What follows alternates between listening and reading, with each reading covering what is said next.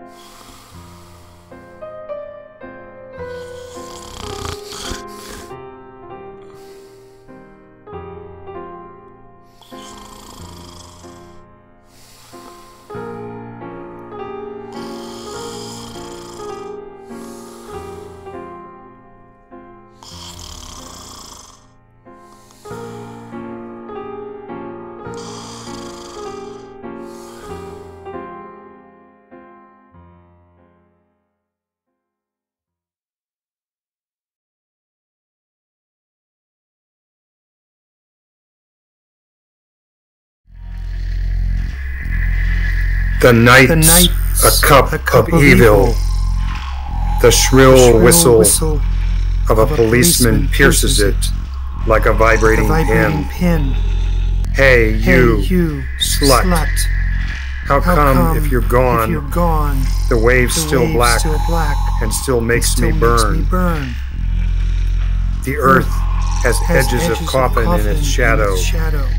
Hey, you slut, don't come back. My flesh swims in a cup of darkness that still makes me ache. My flesh swims in her, as in the marshy heart of woman. Astral ember, I felt dry caresses of clay fall upon my diaphanous lotus. Ah, woman, for you exists the flesh of instinct. Ah, woman, that's why, oh black chalice, even now that you're gone, I choke on the dust, and so many more desires to drink in my flesh, stamp their hooves in my flesh.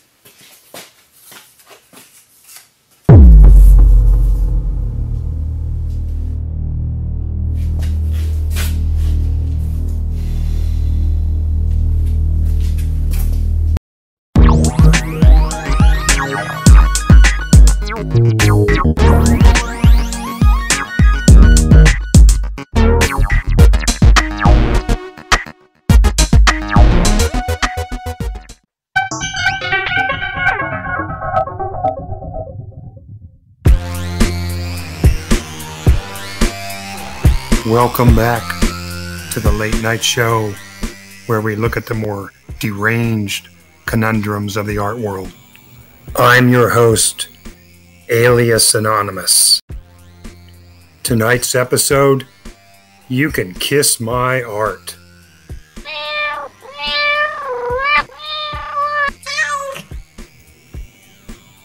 On Art Damage, we're going to ask the eternally important questions. Where do you draw the line? And do you know where the line is? Cy Twombly certainly knew where to draw the line.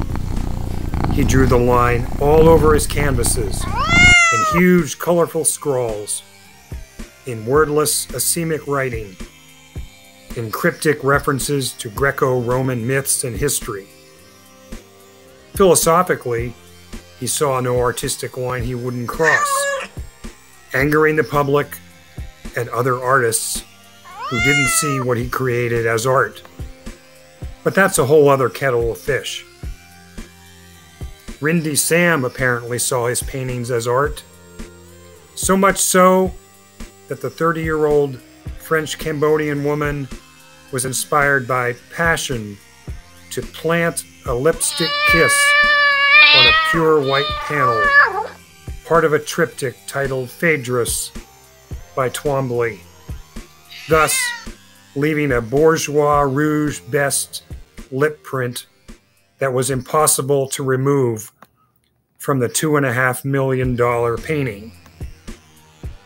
That July 19, 2007 day at the Museum of Contemporary Art in Avignon, France, Rindy Sam lost sight of the line, if she ever knew where it was. Moved by some internal urge, she didn't see the art as belonging to someone else, and as she would say in court later, she committed an act of love. I didn't think when I kissed it, I thought the artist would have understood.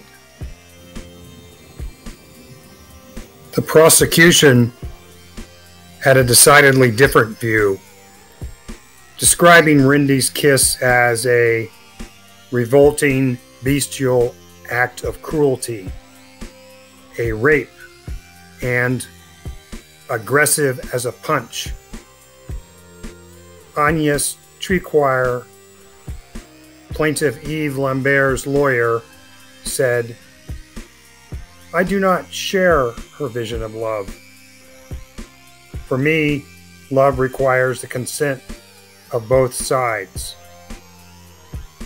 She asked for $2,878,000 in damages, including $47,000 cost for the restoration of the painting, which required 30 different products and was still unsuccessful in returning Twombly's painting to its original state.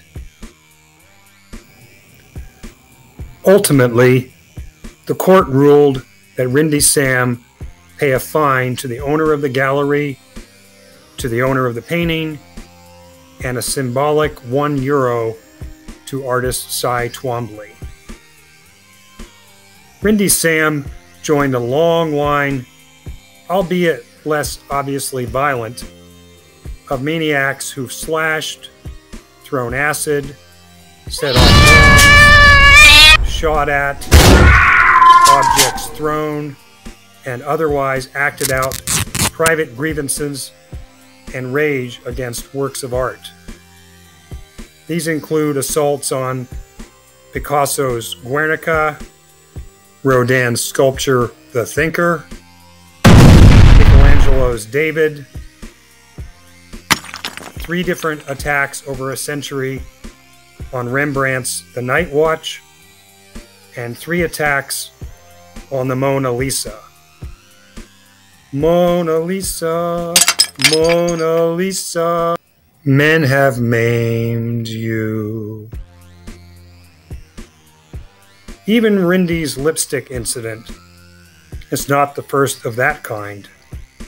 In 1912, 1977, and 1998, there were acts of kissing vandalism on various paintings.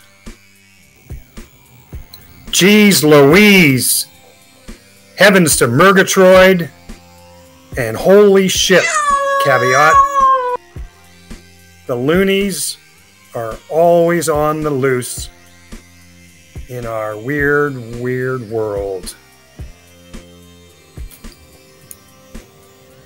Seen in the light of slashers, acid throwers, and their ilk, it's tempting to forgive Sam's more quiet, almost romantic gesture, but it's still vandalism, because she permanently marred a work of art created by someone else. It doesn't matter the value monetarily of the art. It didn't belong to her, and she crossed that invisible line in her act. Being an artist herself, so it's reported, she should have thought about how she would have felt if someone else permanently altered art she had labored to create. Perhaps she should create paintings and then kiss them with her signature lipstick. I'm sure, given her notoriety, she could find a market for them.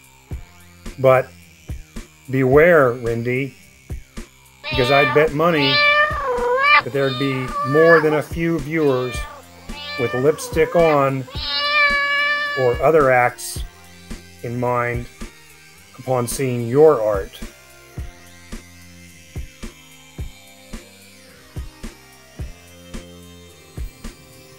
Well, that's it for tonight's show. Join us again next time,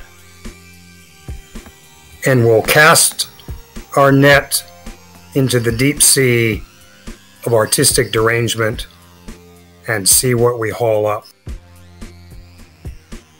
Nighty-night from me and Caveat, the Latin cat.